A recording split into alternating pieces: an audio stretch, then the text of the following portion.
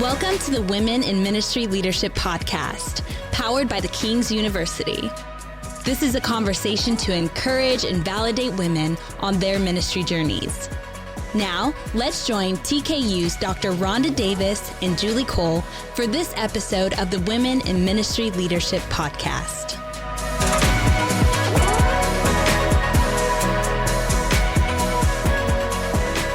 Well, hi, everyone, and welcome back again. I am so excited to be here with my friend Julie and our friend Bridgette Morris. Yes. Bridgette, thanks for being here. Thank you for having me. Yeah, I want to tell you a little bit about Bridgette before we get started. She is the executive pastor of Gateway Women and Adult Ministries at Gateway Church. She has served in many areas at that church since coming to Gateway in 2008. She loves creative expression, especially when it relates to worship and content. We want to talk a little bit about that. All right. Bridgette is passionate about seeing women fully equipped to walk out the calling God has placed on their lives. Her heart is to help women embrace their true identities as followers of Christ and enjoy life along the way. I love this. She loves the outdoors and can be found tending her garden and wrangling farm animals. That's a nice picture. Yeah, on the family homestead. Yes, She's married to her husband, James, for 13 years, and they have 3 beautiful kids, 2 boys and a girl. An awesome family, Bridgette. We're so happy to have you with us today. Well, thank you for having me. I'm so excited to be here. Yes, we have a question that we start almost every session out. Okay. And that is, how did you get here? Some people have like kind of a straight shot path, always wanted to be a woman in ministry leadership. Some people have more of a meandering path. How was that for you? Well, when I first think about it, I'm like, oh, I've just always been in ministry. Like since I was, I was raised in a Christian home, and I was like the 2-year-old in the front of our little Baptist church, like raising her hands, praising Jesus. And so I feel like I've been around and in ministry my whole life. Now, in the lane that I'm in now, I did not picture that. So that was a bit of a curveball to me. So, but I've always been in church. My parents raised me to love the Lord. So I'm so grateful for them. I really feel like I was set up, the best way possible. And so, but I remember when I was 15, it was either a youth camp or like a retreat or something. And I was in the back and I was just on my face in worship, and I got this picture of me, and I felt like the Lord was saying, I'm calling you to lead. I'm calling you to lead my people. I'm calling you to be a leader. And, I was 15, and even in that moment, I remember feeling so strong, the pull to ministry. But in that time of my life, I had always sang in church. I did kids choirs and kids, all the kids, anything I could do within worship or any of that kind of stuff within kids ministry I did. And then in high school, I was on our youth worship team, and I just have always loved worship. I'm a worshiper. So that was my context. And I thought, this is the route that I'll go. Sure. This is what makes sense in my brain. And I mean, how many times do we get a word from the Lord and we like rationalize it and make it sense? Have our own picture for it. Right. Yeah. So I painted the picture that I knew. And so, that's, and it didn't, it did serve me well. Like it didn't hinder me. I pursued what I felt peace. And so I was already in worship. I graduated high school and went to Hillsong, Bible college, and I studied worship and creative arts there, had a great experience. And then I came home, and I'm not gonna lie, I was a little tired when I came home. Rightfully so. Very intense Bible college. Yeah. And I am just naturally really involved. I love to be with people. That's just my personality. So I'm going to overdo it unless somebody, brings me back. So, so I came home and was like, I'm really tired now. I think I'm just going to sit here. And then I met my husband, we got married, all of that stuff. But all the while I've always been in worship. So then I came on staff at Gateway in worship, and it was like, all the things are finally aligning and coming into, the way it's supposed to be. This is what I've been waiting for. And I remember sitting in my office, and it was like, I was so like distraught, because I was like, Lord, this doesn't feel like I thought it would feel. This is not. And even though I loved my job, I got to pour into, kids and students in worship. And it was just, I just loved my job. And yet I still sat there and was like, this isn't it. Oh no. If this isn't it, what is? Yeah. And was that the curveball? that was the curveball for me. I had like a mini identity crisis. It wasn't really an identity crisis. It was like you think you're running down the right path, which you are, and then you come to like road end. Yep. And you're like looking around like, well, if this is the end of the road, whoa, where am I and where am I supposed to be? And you kind of feel like, wait, have I been in the wrong place? And then the Lord, I mean, I don't know, it's kind of like with Isaac, he pulls a ram out of the thicket, you know? So then all of a sudden there's like a little, a different highway that's right there. You just never knew about it. And the Lord just kind of redirected my path. And so then I switched from being in worship leadership into a more pastoral track. And it was like I had been so focused for so long on one piece of what the Lord had called me to that I had made it like my full plate. And then it was like the Lord brought me up and I saw, there are actually so many things on my plate. I just didn't know they were I didn't even know they were there. And so, that was such so I had like my crisis moment. And then when I had that, it was like this, not almost like relief. Yeah. Like this peace. And it was like, okay, all of these things make so much sense. Yeah. How you've gifted me, how you've given me talents. And then even the things that I've pursued over the years, this all comes into alignment. And one of those things is now coming to TKU. So plug. Oh, that's right. Yay. Oh, also, yeah, shameless plug. Bridgette's a student here. But Yes. it's amazing how much bigger his picture is. Yes. But probably that 15-year-old girl that was saying, yes, you can have everything.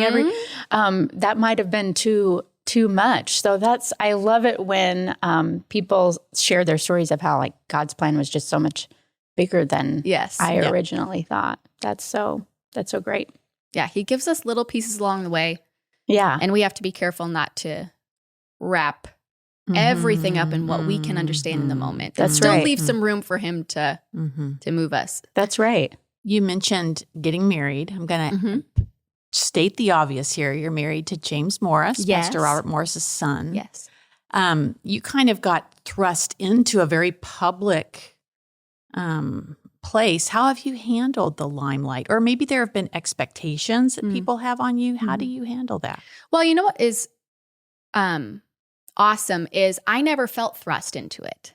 And I would say that's because of Robert and Debbie. They really just let us be who we are and never put expectations or like pressure on us. They expect good things because every parent expects good things, but they never placed undue expectations on us at any point. So when we were, kind of more in business side and then we were ministering also, but we were in business, that's what we were doing. And they cheered us on there. And then when we started talking about ministry, they cheered us on there. And so I think that from that perspective, I never felt thrust into anything. I just felt like this is who we are and we just kind of roll with it.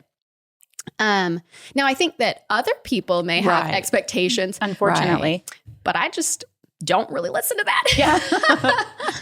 How do There's you do a reason that? the Lord That's wired me the way he wired me. right. Well, And tell us it is about because of, people in their best intentions. Really, I think maybe some people have bad intentions, but for the most part, most people just say things. Sure. And if I let it could get to me or, it can make, it could bother me or whatever, but I just don't. I don't know fully how or why. I just know that, I can do what I can do. So if they have a problem with something and they're letting me know, I'm like, thank you for sharing. But it's not my job to go fix that. That's not in my purview and it's not my problem. Yeah. So and that's the I have case to let for somebody else do with that, their job. Right. That's the case for anyone in ministry. I think it's a really good lesson to learn. There are just expectations when you lead people or people just only know certain parts of you and what you have to offer. People will just place those strange expectations from their own heart and mind onto us. So it's really some significant lessons to learn about how to and just a not lot put of that people in its right place. who maybe are struggling, like they're struggling. Mhm. That's why they're being critical or, saying just really ugly, mean things. Mhm. But if you look at it, you have to think through the lens of if they're hurting, if somebody has a broken leg and they start shouting and they're Mhm. angry, well, they're in a lot of pain. It's not necessarily that they're mad at you. They're Mhm. they're in pain. So you have to treat them with compassion and like love them and try to help them as much as you can without taking on what they're saying as truth for yourself, because they're just in a hurting place. Now, I will say there's always room for feedback, because sometimes I do things and I'm like, oh, that came across that way. I didn't realize that. Thank you for letting me know.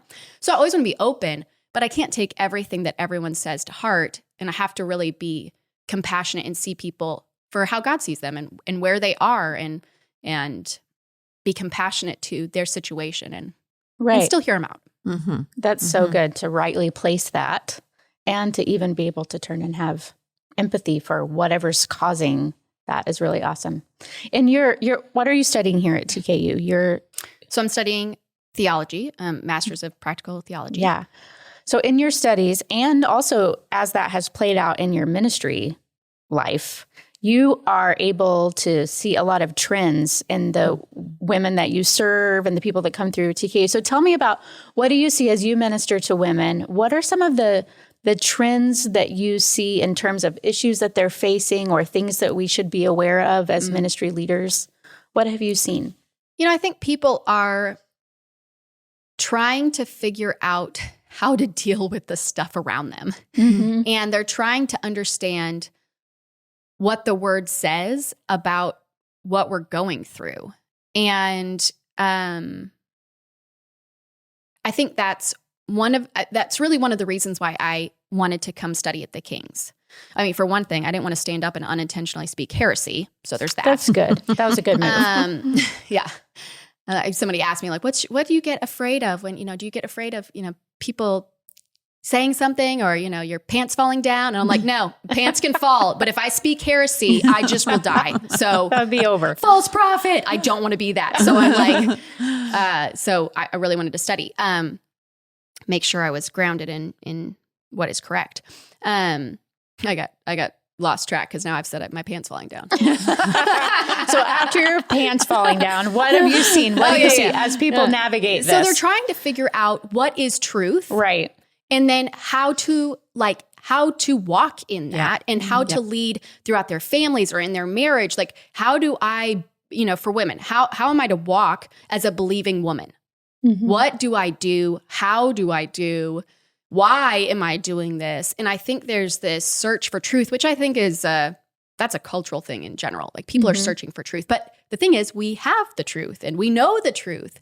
We know who the truth is. And so I think for leaders, and I mean, even if you're a small group leader, having an understanding of who God is and what his word says is the only way we're going to be able to address those things. And then we have to be bold to address it. Mm-hmm. If we just know the truth and never state it, well, that's not helping anybody. How have you been able to do that? How have you seen that in action? Well, I get random texts from people like, what does this mean? Yeah. So there's that little practical thing. So when I'm sitting across the table from somebody and they're pouring their heart out about the struggles that their kids are going through, that they're going through in their marriage, I think that's the best time that I can kindly point them to the word, kindly point them to Jesus, who is the most compassionate. I mean, he is compassion. He is. Right. He is kindness. He is love. And so I think there's been a lot of times that it's just been one-on-one. Now, of course, I get the opportunity to teach. I get the opportunity to preach. So I can do it from a platform. But even more than a platform, I think is the one-on-ones, the day-to-day with people. That's where real challenge can happen, and then real change can happen. And then the follow-up and the follow-through of that. So then I could text them later and say, like, okay, how are you working through this? You know? If they had a maybe not totally correct viewpoint of something, and I say, okay, would you consider this side? I can kind of follow up. How are you doing with that? Right. It's just the landscape's just ever changing, it seems like. How we think about so many things are being challenged, and how we find community is being challenged in a world where we're still trying to discover like what's real in front of us, what's not, and compounded on a leader's life where it can just be difficult to find community in general. And so I wonder that about, that's something that we've been asked before. How do I find good friends and good community as I lead the church? So I just ask you that. How does that happen for you? How have you been able to navigate that, especially right now when things just seem to be disconnected in a lot of ways? Yeah. So in the COVID season, we actually did a Zoom group. And at first we were like, is this going to work? But we had already kind of had From the farm. yeah, exactly. We're like weeding in our garden, talking to our friends. No. So we did have an established relationship with them already. But, that was an interesting thing because we thought, is this going to work? And then we actually had the best conversations, and we really like kind of challenged each other. Okay, this is what I'm reading right now. What do you think about this? And we would kind of get into it. But one of the couples moved away. And so that was the best way for us to stay connected. Now, how we find friends is, I feel like friendship as an adult is just very different than when you're in high school or even college. Adult friends, like we have to have much different expectations. Yeah. I'm like, listen, guys, I find people who are in more similar seasons as I am, because you naturally have more grace for each other. Like if I find other working moms to be friends with, then like we know we're not going to be texting all the time because ain't nobody got time for that, Right, but we can call each other, we can text each other. We randomly text each other funny little things, or like I'm in a breakdown moment. I need someone to lift my head up off of whatever I'm in right now. Yeah. And so thankfully, I feel like the Lord has brought great friendships into our lives by his grace, because that can be very difficult. Sometimes I still feel like the little girl on the playground that's like, will you be my friend? Will you be my friend? Will you be my friend? Making friends as a grown-up can be hard, especially in regard to those expectations that people have on us. Yeah. You mentioned family and children. I wonder how with your work life you balance marriage, family, ministry. This is a question I get asked a lot. I'm sure. Especially with like goats and I'm like, guys, if y'all saw my laundry room, you wouldn't ask me this. You would say, your house is a wreck. That's why you can keep going. And it really is, y'all. It really is. But so this is the wisest of answer I can give for this is, and it's not mine. Someone else said this and I can't remember who, but you have, you've got like, everybody says, the struggle is real. I always joke that the juggle is real. I'm just juggling here. Okay. Like I got to juggle my family. I got to juggle my kids, who's picking up the kids, So the juggle is real. But if I'm juggling and something's going to fall, I don't want it to be something of great importance. So I've got all the things I'm juggling, and some of those are rubber balls and some of those are crystal balls or diamond balls or whatever you want to call them, And if something's going to fall, it cannot be one of those crystals. If it's a rubber ball, if it's my laundry, so be it. But like the crystal ball of my marriage cannot fall. The crystal ball of my, and maybe I shouldn't say crystal ball because that sounds like not good. So like, yeah, that sounds. I'm tracking with you. We get what you're saying. The important ones, Yes. Yeah. The precious should not fall. Yeah. And so I just have to know. And even, honestly, y'all, even my friendships, that isn't as important. So if I'm not going to text somebody back, if I'm not going to make time, if I don't have time to give because I only have so much time, then I can't go to every birthday party that I'm invited to. Sure. I cannot go to everything that, maybe friends are asking me to do. And thankfully I have amazing friends and they just know that I'm a bit in a busy season. But I can't be everything, or I can't be with everyone all the time. And I only have as much as I can give in time, energy, thinking capacity. And so my main priorities have to be my husband, my marriage, my kids and the relationship that I'm building with them, because just because I'm their mother doesn't mean I'm naturally going to have a relationship with them. How many kids grow up and still don't have a relationship with their parents? That's really I don't good. want to be that. I think that unfortunately, there's been a lot of pastor kid orphans. And I don't want my kids growing up as orphans in a pastor's home. That's crazy. Yeah. That's really good. I'm going to stick there for just a second. What do you do to combat that? Because that's a really real struggle. I prioritize and fight for them. Yeah. I mean, there are times that I have to say, like, we will not do this. We will not go. We have to be home. We cannot do that. We are leaving early. Like tonight's Meet the Teacher night. We're leaving early from work. And I put it in our calendars well in advance. And if anybody schedules anything, I'm like, no, we are not going to go to that. We have to go to Meet the Teacher because that's a big deal. You only get one Meet the Teacher first time. That's right. For kindergarten, we going to be there. Yeah. And so I think, and it's not that you can never miss anything with your kids. Right. But I want them to, without a shadow of a doubt, know that we are there with them and for them. The with, though, helps the for. If you're never with me, but I know you're for me, well, but if you're with me and you're for me, okay, that I think helps. So we just, I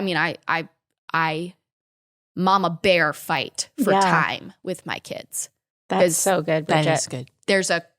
There's a quality of time and there's a quantity of time, but it's hard to have a really good quality of time if you don't have enough quantity of time. And so making sure that we're there. That's good. There's so much pulling at you. Yep. And so making those boundaries and priorities is really important.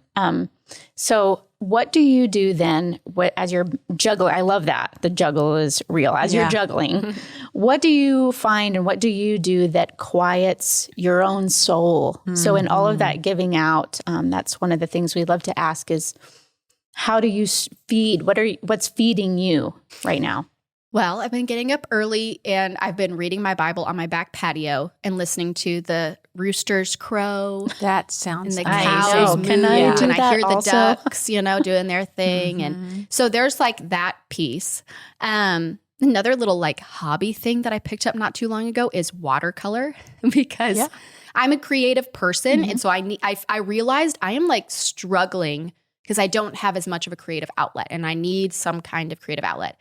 And watercolor is the easiest thing to clean up and like stop abruptly. Like you can't oil paint with kids. Yeah. I used to try to oil paint and that just died. I did that before kids and not after. So watercolor is like an easy thing I can just pick up. And honestly, it's like a slow thing. So I just like pray and I don't know. I just like have sweet moments with the Lord as I'm, painting a flower or whatever I'm doing. So that's like a small little hobby thing. Also, I like to do things. I'm like a doer. I rest by doing also. And so we do live on a little farm. So I like to garden. I really do. I feel like, it's biblical. The Lord speaks in the garden. Yeah, that's right. He does. So as I'm sitting there weeding or whatever, tending to my garden, I have just, it brings it all to perspective. Sure. Everything can be like all mayhem and chaos. And I'm like, I gotta go to the garden. And I go sit in the garden. I'm like, okay, rain is from the Lord. Sun is from the Lord. I can do all the things. And if this stuff doesn't come to fruition, like it just doesn't come. And so I'm going to do everything I can do to steward my little garden. And then the Lord has to make it happen. The Lord is going to make it happen. I feel like that about my life. I mean, how many times I've paralleled my little garden to my life and in my ministry and all of that. It's like, Lord, I'm going to do everything and steward everything with what I can in my hands. That's such good perspective. Till the ground. I'm going to do whatever. I'm going to plant the seeds. I'm going to water them. I'm going to make sure that they're fertilized and that, bugs aren't coming to attack things, But at the same time, there's years you get a great harvest and there are years that you don't. And you can do the same thing. And for some reason, it just doesn't. And so I'm like, okay, Lord, I'm just going to trust that whatever you have for me, whatever fruit is supposed to be, supposed to be harvested from this season will come at your will and at your hand. That's great. I love it when I have some hobbies that have become spiritual practices for me. That's and good. I just love hearing that. Well, tell us about, tell us about what's happening right now in your ministry. If people want to find out more about what you're doing and what ministry you're involved in, how would they do that? Okay, so you can go to gatewaywomen.com. You could go to pinkimpact.com also. So Gateway Women has a couple of different events that we do throughout the year, and then we have our Pink Impact Conference.